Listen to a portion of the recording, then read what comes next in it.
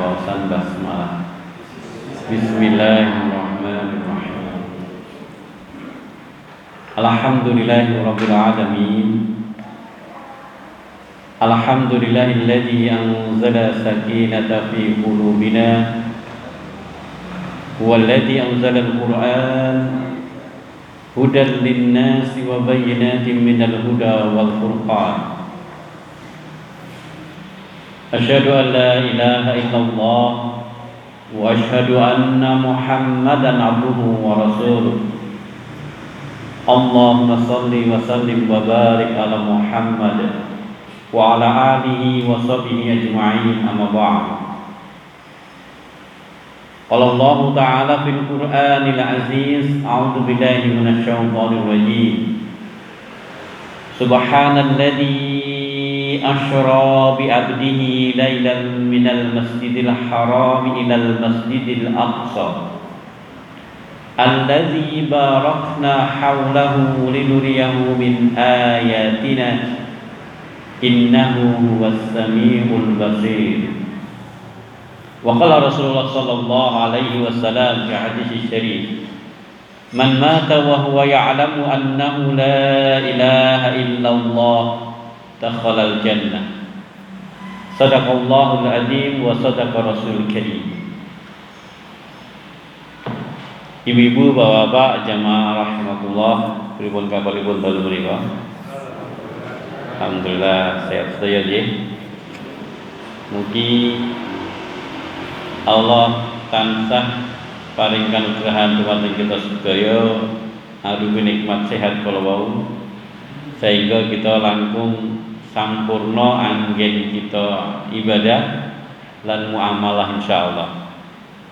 Lan ugi nikmat-nikmat sanesipun, nikmat iman, nikmat Islam, nikmat gesang,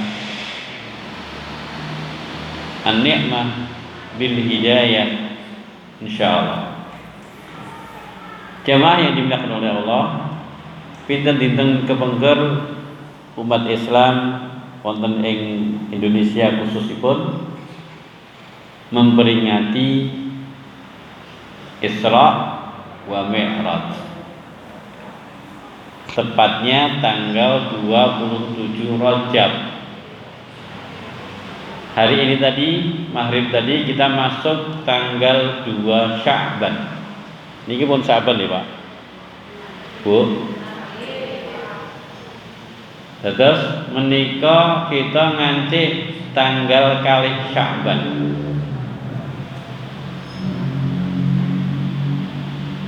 Satu bulan kurang 2 hari lagi, atau 1 bulan kurang 1 hari lagi, kita masuk bulan Ramadan. Sya'ban bulan ini kurang lebih perkiraan para ahli falak 30 hari. Ramadan yang akan datang 29 hari. 22 atau 23 Maret ini sudah mulai Ramadan, sehingga tanggal 22 Maret malam ini sudah mulai tarawih sampai pada tanggal 20 April. Nanti Lebaran atau 1 Syawal 21 April. Biasanya kalau peringatan hari Kartini ya. Tapi kalau sekarang sudah ngomongnya orang zamane gitu ya. Nah, jamaah yang dimuliakan oleh Allah, pada kesempatan yang berbahagia ini saya sekedar ingin mengulang dan menegaskan beberapa hikmah yang luar biasa dari peristiwa Isra wa Mi'raj. Jamaah yang dimuliakan oleh Allah, kalau ada pertanyaan begini, wong urip kuwi sing paling penting utawi wong urip kuwi kewajiban utamanya apa? Napa? Ibadah. Leres. Wa ma khalaqtul jinna wal insa illa liya'budun. Yang menarik dari surah Az-Zariyat 56 itu, surah 51 ayat yang ke-56, kenapa jin didahulukan? Wa ma khalaqtul jin, dan tidaklah aku ciptakan jin, wal ins, dan manusia. Kok jin dhisik nabi manungsa? Kenapa? Penciptaannya duluan jin, betul. Tapi sesungguhnya bukan itu. Nek dibanding-bandingno, kenapa sing diciptake dhisik malah luwih ora luwih mulya tinimbang sing diciptake sakwise gitu ya. Jin itu sifatnya adalah lembut. Sedangkan jin itu sifatnya kasar. Sedangkan sifat ini ya, bukan zahirnya loh ya, sifat. Sedangkan manusia itu sifatnya lembut. Nah, kita tidak bahas ke situ saja ya. Kembali tadi. Maka ini dicatat, wong urip sing paling utama ngibadah karo Gusti Allah. Intine inti. Nek intine niku napa? Saripatine gitu ya. Artinya sing paling utama, sing paling penting. Maka intine inti, core of the core kalau bahasane Mas Hadiman niku. Core of the core. Wong urip kuwi intine urip ngibadah karo Gusti Allah. Nggih. Sekarang tanya lagi. Inti yang ibadah itu di mana? Salat. Nanti ketemu dengan hikmah Isra wa Mi'raj. Saya tidak akan berbicara panjang tentang bagaimana Isra wa Mi'raj yang hampir tiap saat disampaikan para ulama. Tapi kita akan berbicara dari sisi yang lain. Jadi inti urip iku ana ing ibadah. Inti ibadah iku ana ing salat. Nah, sekarang saya bertanya. Induknya salat itu di mana?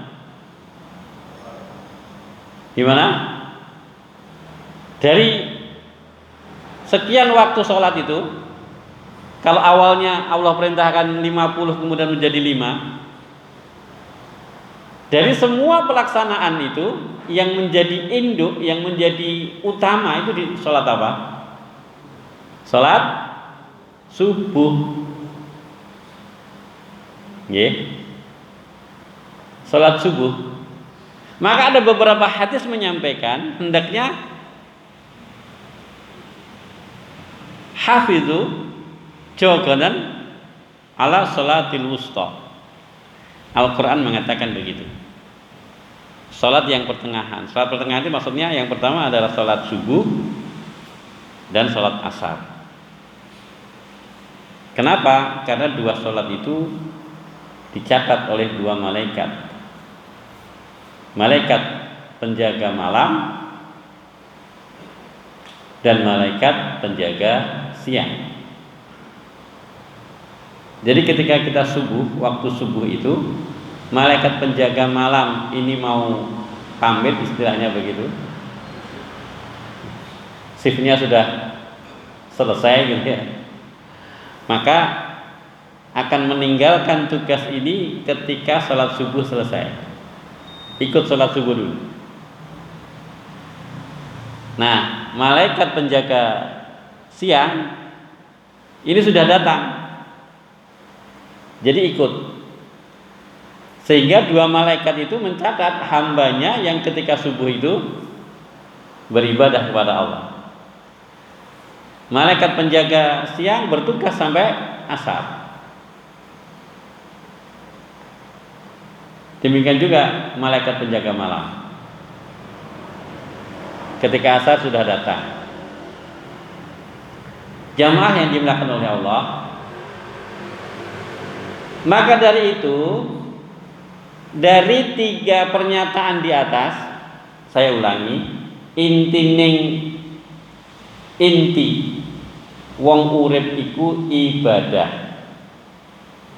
Yang kedua, inti ibadah iku ana ing salat.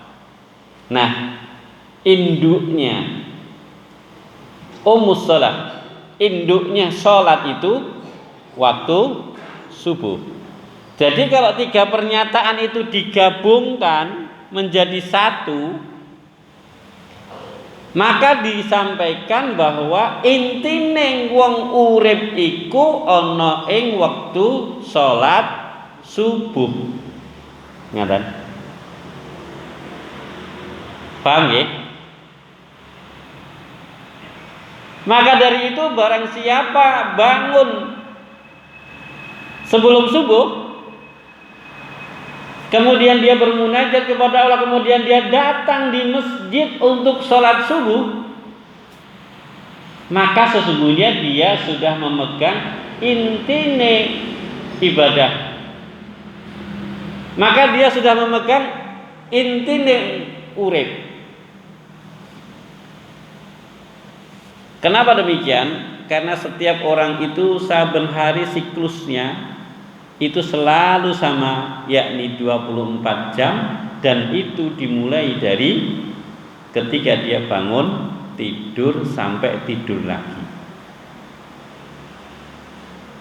Maka ketika ada orang ketika bangun tidur itu sudah bermunajat kepada Allah, disempurnakan dengan salat berjamaah di masjid, maka pada hari itu orang tersebut sudah mendapatkan sertifikat dari Allah untuk menjalani satu hari yang akan datang.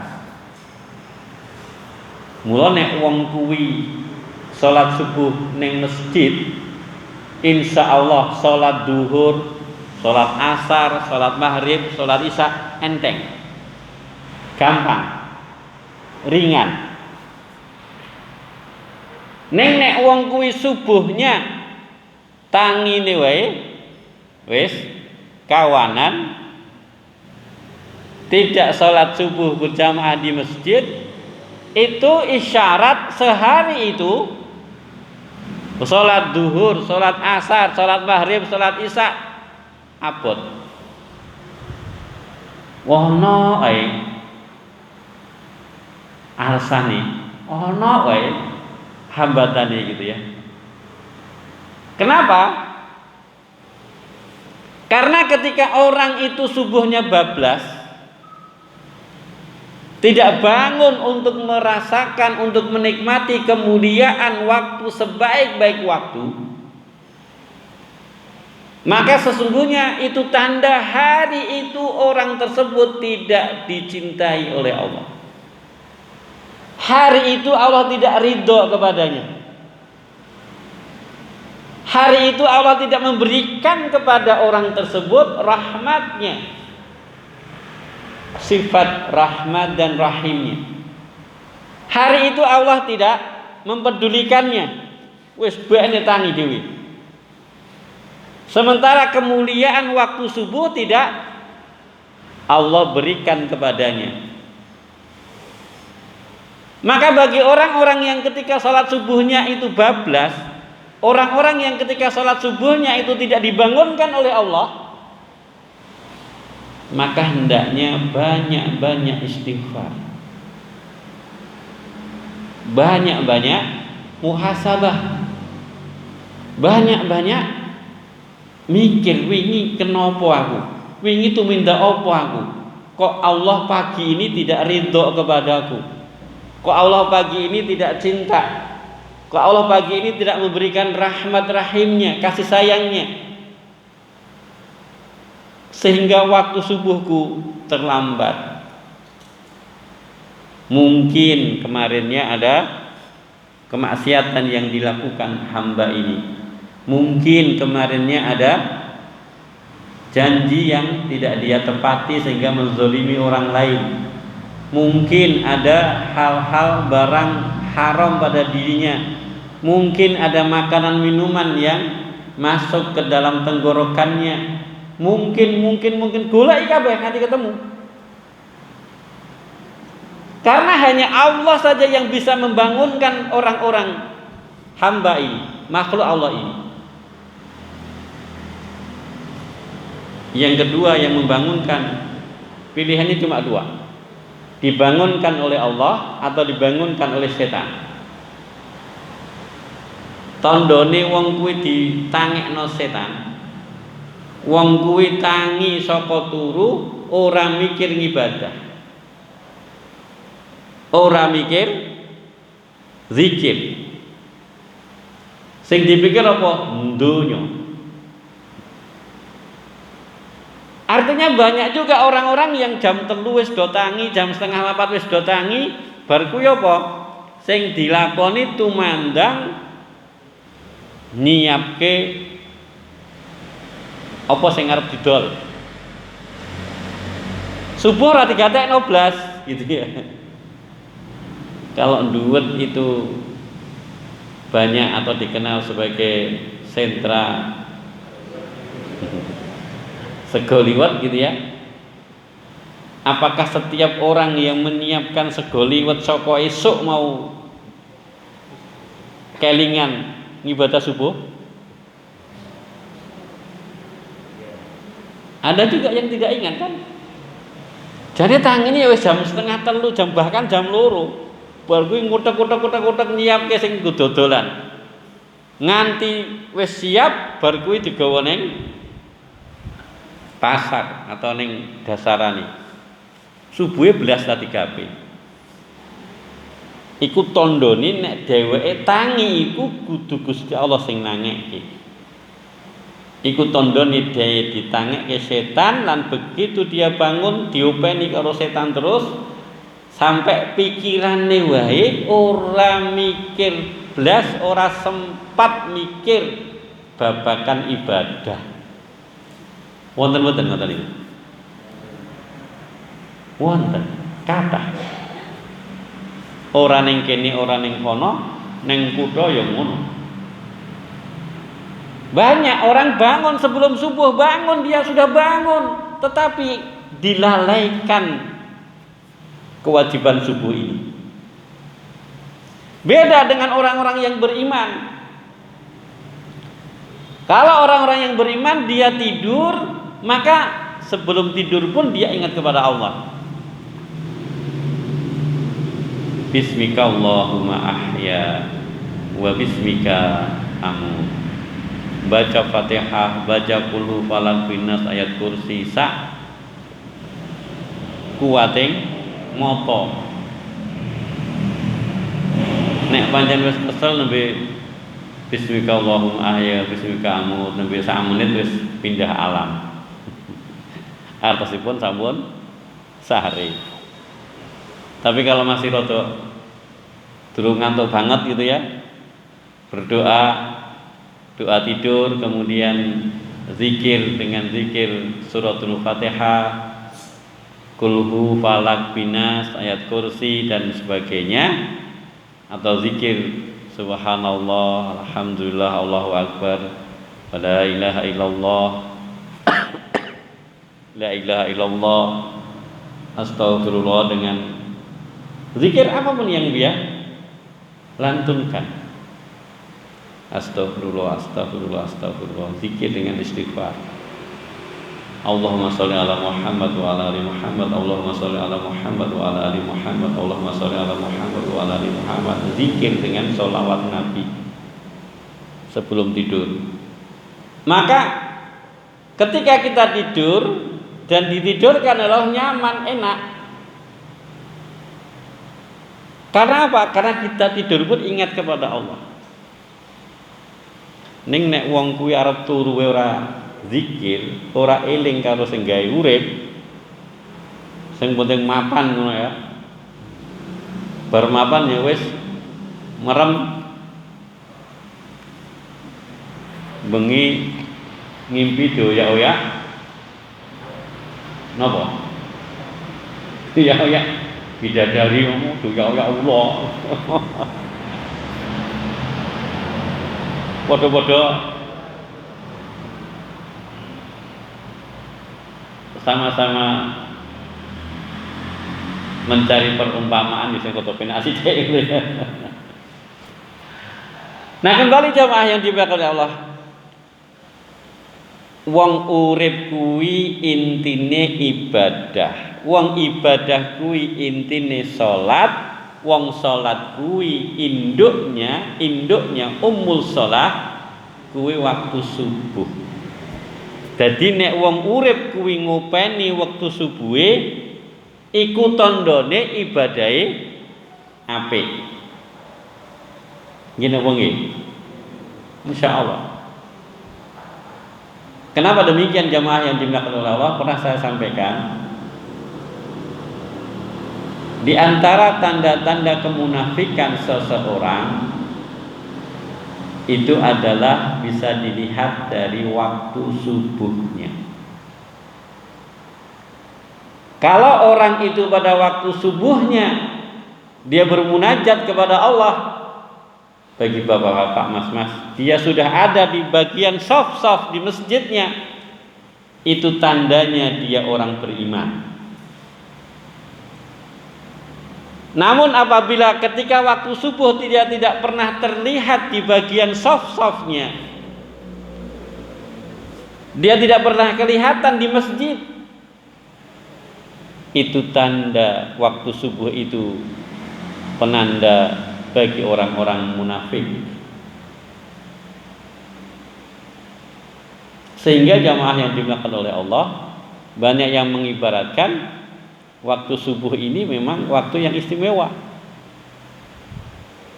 Saking istimewanya Rasulullah sallallahu alaihi wasallam pernah menyampaikan rakaatain minal fajar khairu minad dunya wa ma fiha.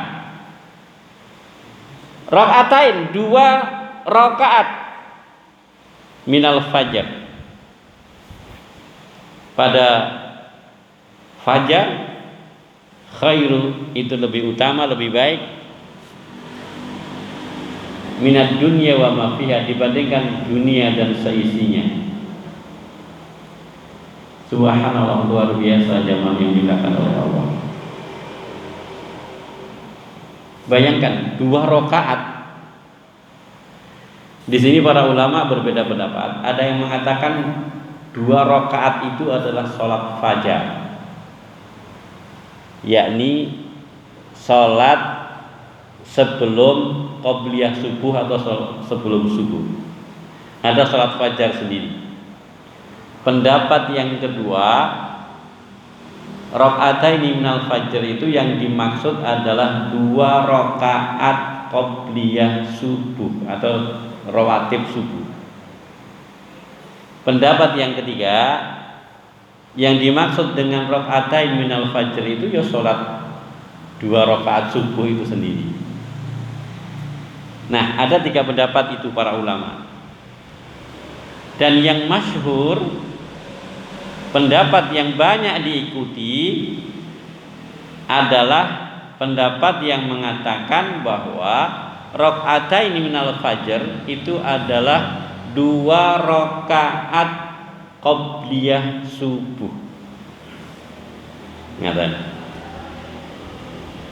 Ning nek enek wong sing meyakini 2 rakaat minal fajr itu ya salat fajar sendiri gitu ya, maka jangan kemudian diperbincangkan, sudah biarkan saja.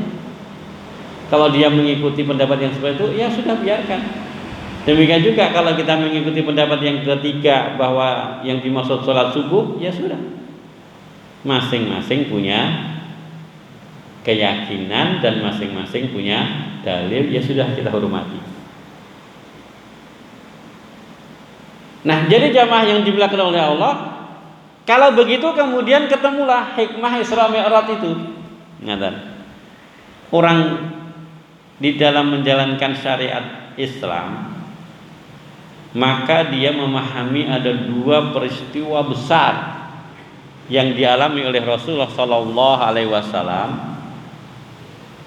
Yang pertama adalah peristiwa nubuwah. Peristiwa nubuwah artinya diangkatnya Muhammad bin Abdillah menjadi nabi, namanya nubuwah.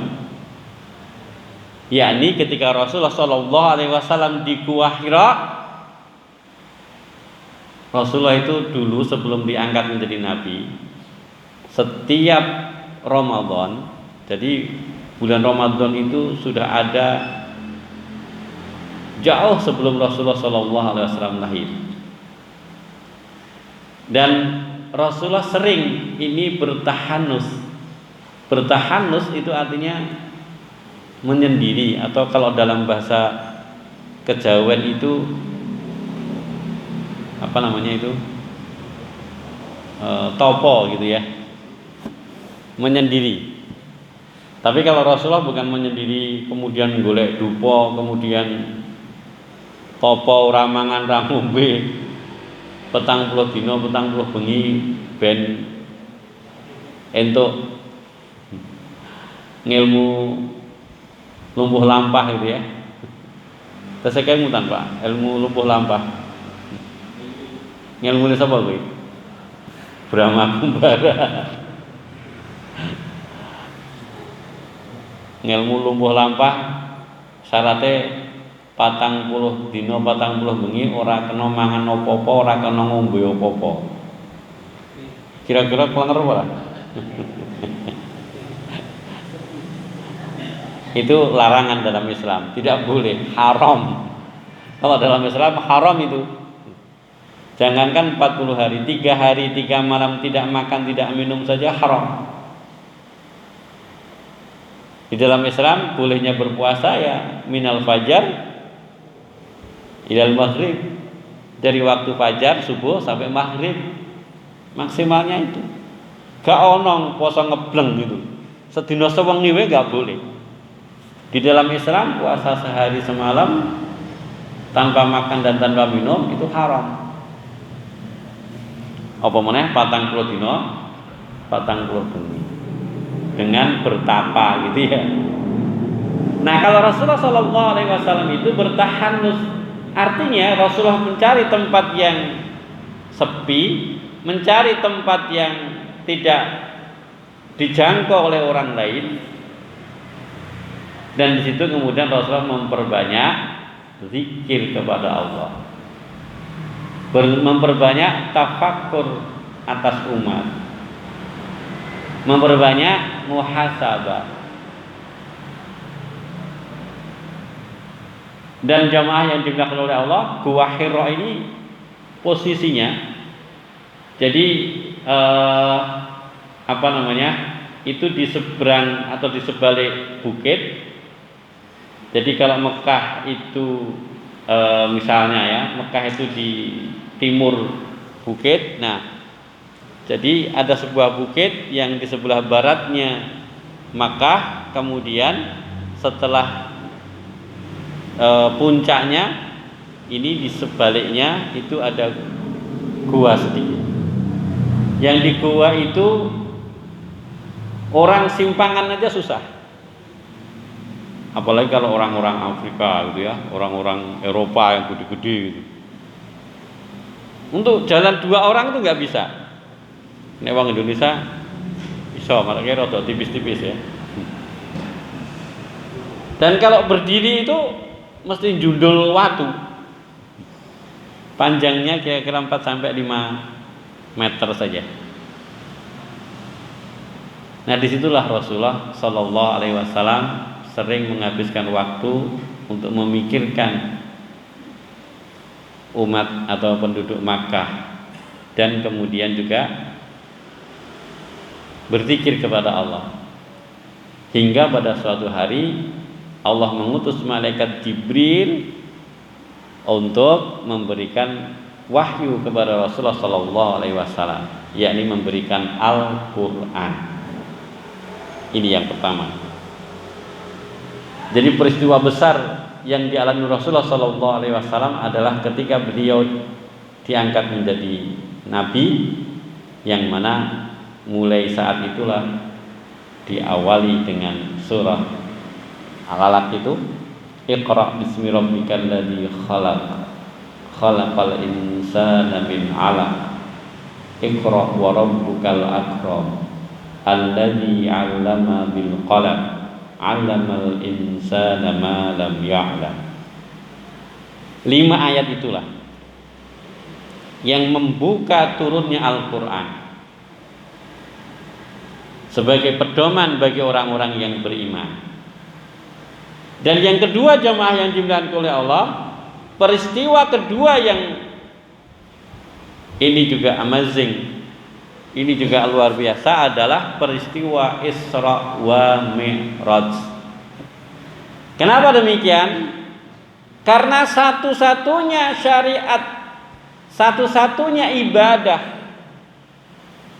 satu-satunya kewajiban hamba yang harus ditunaikan, yang wahyunya, perintahnya itu Allah sampaikan langsung tanpa perantaraan malaikat Jibril. Ini. Jadi tidak ada syariat atau tidak ada perintah atau wajah kewajiban seseorang di dalam ibadahnya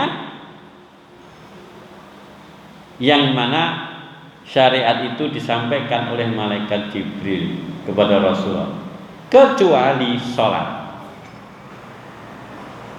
Ini yang menunjukkan bahwa sedemikian urgennya masalah sholat tadi, sedemikian pentingnya masalah sholat itu. Saking pentingnya Allah tidak berkehendak untuk menyampaikan dengan perantaraan. Maka Allah panggil sendiri Rasulullah Sallallahu Alaihi Wasallam. Ini jamaah yang dimuliakan oleh Allah. Dan sekali lagi, hanya perintah sholat saja yang Allah wahyukan, tidak dengan perantara. Yang lain nggak ada. Dan proses sampai saat ini 5 kali waktu. Awalnya 50 waktu. Ibu bapak, coba bayangkan kalau kita sehari semalam itu kita sholat 50 kali, kira-kira gimana? Kelengeran enggak? Hah? Ora sempat ngopo ya. Dan itu sahih, riwayat ini sahih bahwa Rasulullah Sallallahu Alaihi Wasallam ketika di hadapan Allah pertama kali, Allah perintahkan untuk sholat itu 50 waktu. Ini sahih. Maka coba bayangkan 50 waktu itu terus awake dhewe sempat turu bola. Maka kemudian ketika mendapatkan perintah itu, Rasulullah kemudian turun. Di langit keberapa ketemu dengan Nabi Musa? Hah? Langit keberapa ketemu dengan Nabi Musa?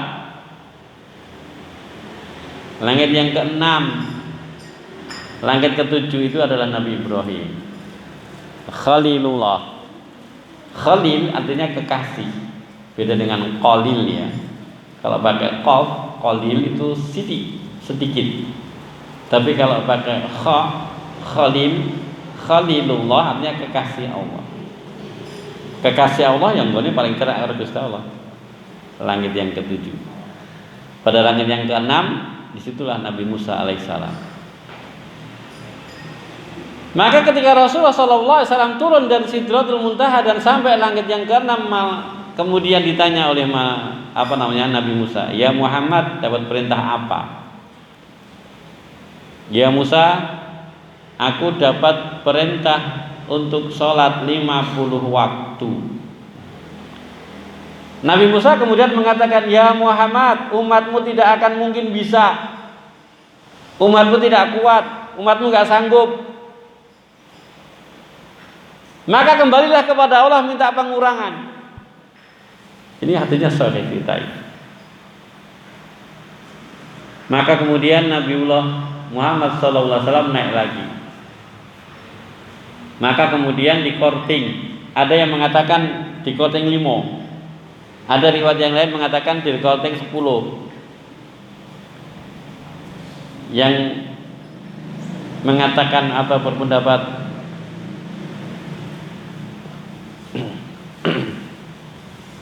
di korting ping 5 berarti mengambil ping berapa? 8 ya. 45, 40, 35, 30, selawe, 20, 15, 10, 5. Ini sama ya.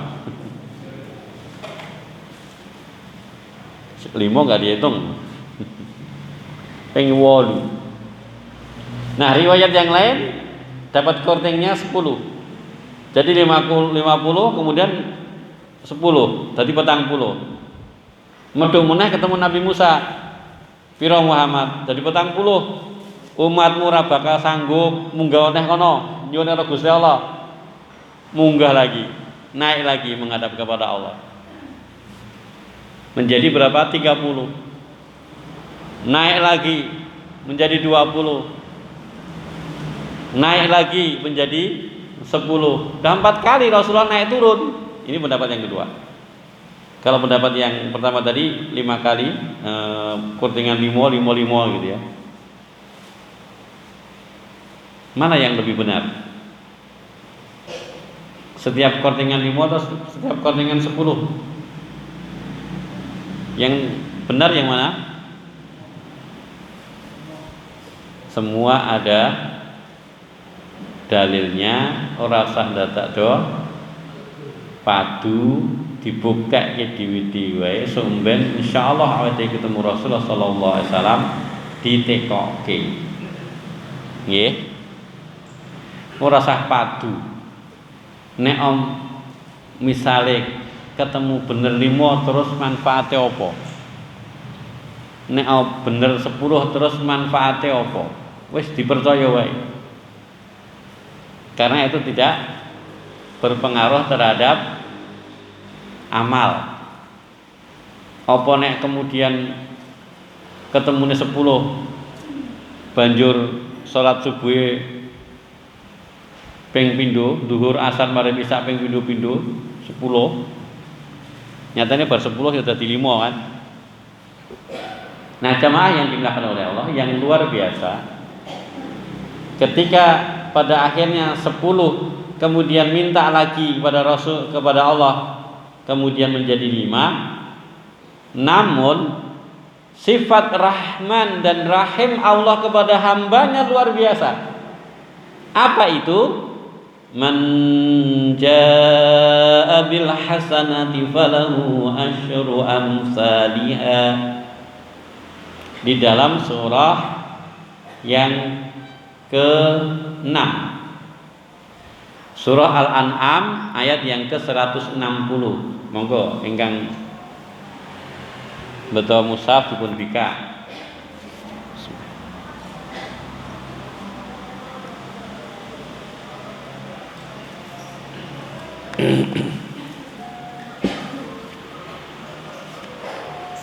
Man jaa, barang siapa datang, jaa itu datang, artinya barang siapa melakukan. Bil hasanati, al hasanah, satu kebaikan. Sapa wong sing tumindak siji, tumindak apik siji, falahu, maka baginya asyru amsalihha, 10 kali lipatnya. Wa man jaa bi sayyi'ati falahu ila mislah. Dan barang siapa melakukan satu kejahatan, maka dia dibalas yang setara. Ini penake wong Islami ngono kuwi, wong iman ngono kuwi. Tumindak apik siji ganjarane lipatke pira? 10. Tumindak elek siji ganjarane kok ganjarane dosane pira? Siji. Penak to? Wong Islam kuwi tumindak apik ganjarane dilipetke 10, tumindak Allah ganjarane dosane ming siji. Sama dengan waktu salat. Perintah awalnya 50, kemudian menjadi 5, berarti sakpro 10. Sehingga apabila kita ini melakukan sholat 5 waktu, maka sesungguhnya itu sudah menunaikan perintah awal sholat yang 50 waktu. Buktinya surah yang ke-6, surah Al-An'am ayat yang ke-160.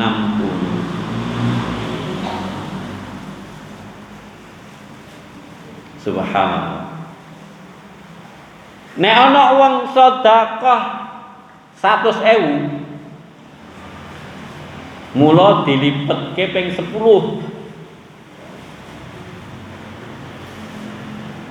Seolah-olah dia sedekah sak yuta. Nggih ta?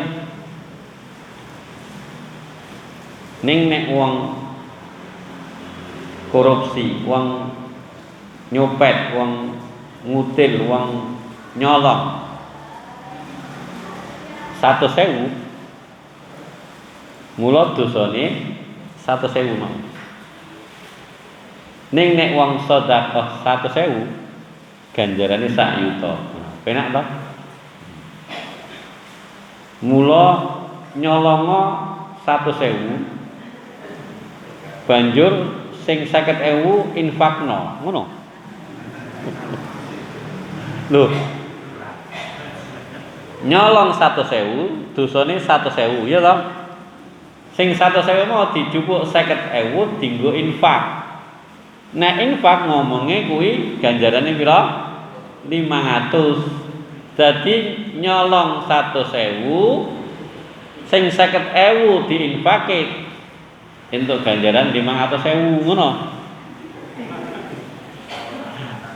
Ijek berarti 50.000 ngono ya. Enggak bisa.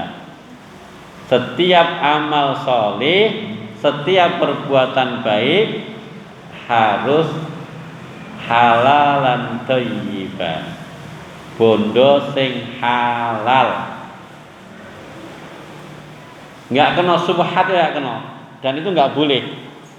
Kalau ada orang nyolong kemudian separone diinfakno, itu berarti dia menghina Allah. Ora bakal untuk kabegjan, ora bakal untuk ganjaran, malah untuk murkanya Allah. Karena Allah tidak mau menerima sesuatu yang haram.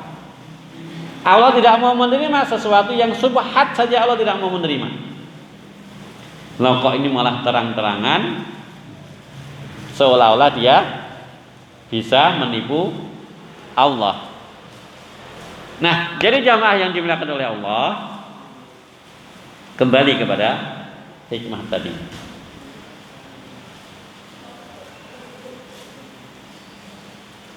Yang lain adalah ketika Rasulullah SAW dalam peristiwa Isra Mi'raj itu, ini yang banyak diabaikan juga dalam kisah Isra Mi'raj. Isra itu artinya perjalanan di dunia. Perjalanan yang dunia itulah disebut dengan Isra.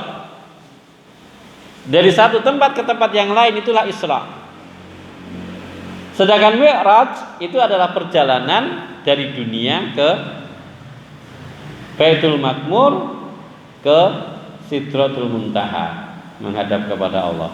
Itu perjalanan tidak di dunia. sayangnya kisah tentang Isra Mi'raj ini banyak yang ngeringkes, tidak disebutkan yang lebih detail. Contoh yang lebih detail apa? Jamaah yang dimuliakan oleh Allah, ketika Rasulullah SAW diisrakan, maka sesungguhnya Rasulullah perjalanannya itu mampir-mampir, tidak dari Masjidil Haram langsung ke Masjidil Aqsa. Dalam kisah yang masyhur, Rasulullah itu diampirkan ke Mesir, diampirkan ke Ninawa di daerah Irak, di Kufah, diampirkan ke Madinah, dan baru ke Masjidil Aqsa di Bethlehem di Palestina. Jadi jamaah yang dimuliakan oleh Allah, maka ketika dalam perjalanan sirah Rasulullah SAW dan kemudian Rasulullah hijrah ke Madinah, maka sesungguhnya Madinah itu bukan tempat yang asing bagi Rasulullah SAW. Kenapa? Karena Rasulullah SAW pernah sampai ke Madinah dalam peristiwa ketika Rasulullah berdagang ke negeri Syam. Jadi ketika Rasulullah SAW yang pertama ikut pamannya berdagang ke negeri Syam, Syam itu ya Syria, Lebanon, Yordania, Palestina, itu negeri Syam. Maka ketika berangkat dari Makkah, itu mesti kafilah Makkah yang akan ke negeri Syam itu mesti mampir neng Madinah. Dulu namanya Yasrib, kalau sekarang namanya Madinah. Demikian juga ketika Rasulullah SAW itu pergi sendiri menjajakan dagangannya Khadijah. Maka dalam perjalanan itu Rasulullah mampir di Yasrib.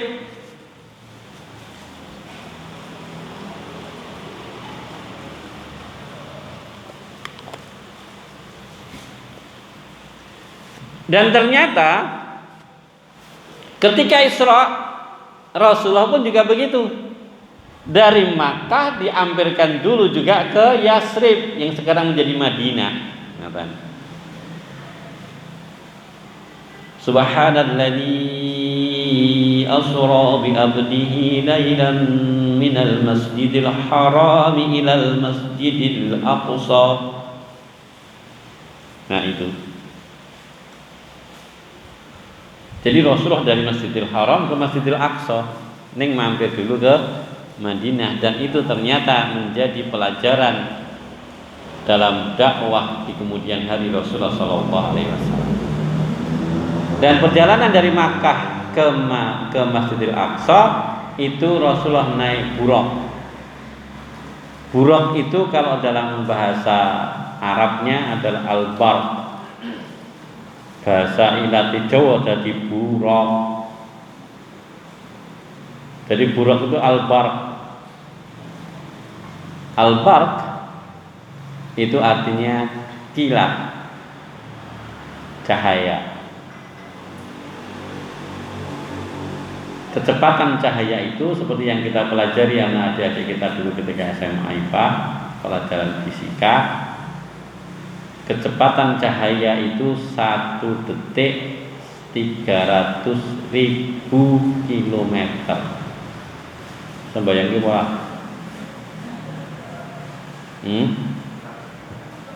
Bisa bayangin ora? 1 detik kecepatan cahaya itu setara dengan 300.000 kilometer. Wes gak usah dibayangke lah. 300.000 kilo iki saka ngendi sampe endi? 300.000 kilo kuwi nek ngubengi donya kuwi ping pira-pira? Mbuh, kok akeh lah pokoke ya. Iki ngubengi donya. Karena jarak dari ujung dunia ke ujung lainnya, jarak timur dan barat itu hanya belasan ribu kilo. Ya, belasan ribu kilo. Dan nek 300.000. Pada itu sak detik tok cahaya. Wajar karena malaikat diciptakan dari cahaya. Ya. Wajar malaikat diciptakan dari cahaya. Maka dari itu malaikat cepat saja. Setiap hari malaikat itu melaporkan tugasnya kepada Allah. Ya, setiap hari. Saben dino. Nek kira-kira menungso sing nglakoni butuh waktu piro? Kira-kira piro, Pak? Silahkan dibuka dalam surah Al-Ma'arij.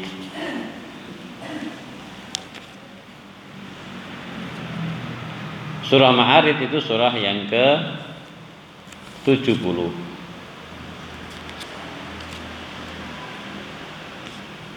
A'udzubillahi minasyaitonirrajim.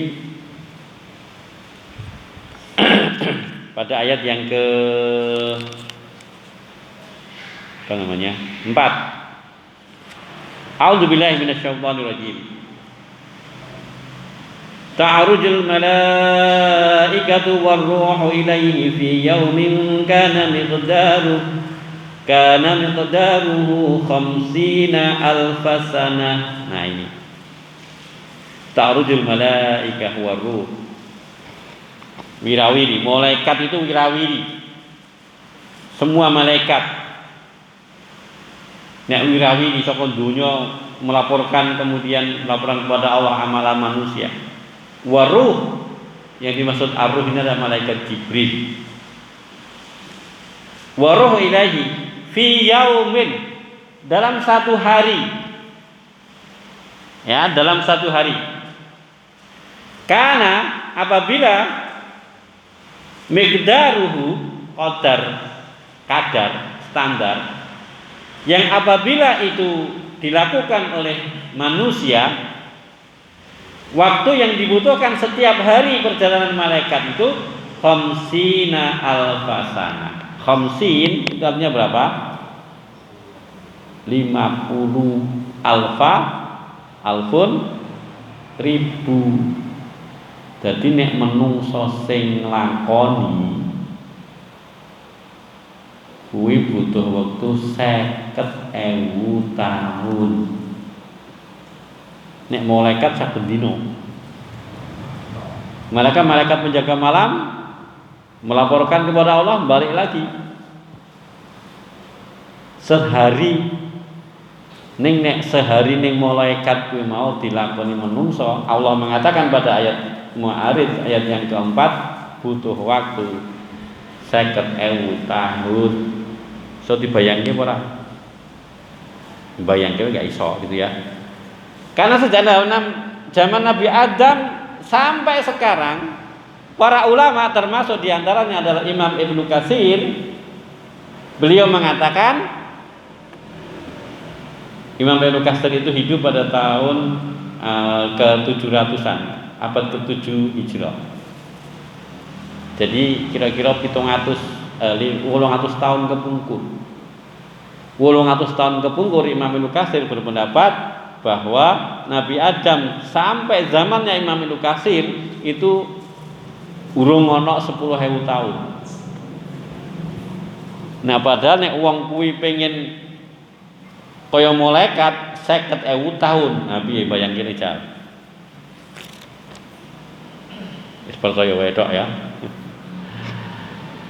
Nah maka dari itu jamaah yang dimuliakan oleh Allah, maka perjalanan Rasulullah ketika menghadap kepada Allah enggak lebih dari 1 malam. Subhanalladzi asra bi 'abdihi lailan. Nah, lailan artinya 1 malam. Minal masjidil harami ilal masjidil aqsa. Nah, jadi jamaah yang dimuliakan oleh Allah, itulah Isra. Mi'rajnya adalah ketika dari Masjidil Aqsa kemudian naik ke langit, ke Baitul Ma'mur sampai ke Sidratul Muntaha bertemu dengan Allah. masih dengan buraq. Dari Makkah ke Palestina dengan buraq, terus kemudian naik lagi ke atas dengan buraq sampai sama'ud dunya, langit-langit dunia. Langit pertama. Ning bar langit pertama, ke kedua, ketiga, keempat, kelima, keenam, ketujuh sampai ke Baitul Maqmur, sampai naik lagi ke Sidratul Muntaha, itu sudah tidak dengan buraq. Ngaten. Jadi buraq itu hanya dari Makkah ke Palestina, kemudian naik ke Sama'ud dunya, langit-langit pertama. Ceritanya ngomong. Ketika di langit pertama, malaikat Jibril mau masuk ke langit kedua nggak bisa. Karena apa? Antara langit pertama dan kedua itu ada pintunya. Percaya mboten? Bu? Percaya mboten nek saben langit kuwi ana lawange? Nate ningali mboten buktine? Allazi khalaqal mauta wal hayata liyabluwakum ayyukum ahsanu amala. Allazi khalaqa sab'a samawatin tibaqa, yaitu Allah yang menciptakan sab'ah. Pinten sab'ah itu? 7. Sab'a samawat, 7 langit berlapis-lapis, bertingkat-tingkat. Sab'a samawatin tibaqa. Maka benar. Dan uniknya setiap masuk ke langit berikutnya itu malaikat Jibril ketok-ketok pintu dulu. Ngaten. Jadi nek ketok-ketok pripun? Ngoten. Mergo ora teko-teko dia. Nganti bolak-balik. Assalamualaikum. Kok gak ada jawaban? Padahal salam ini maksimal ping 3 gitu ya.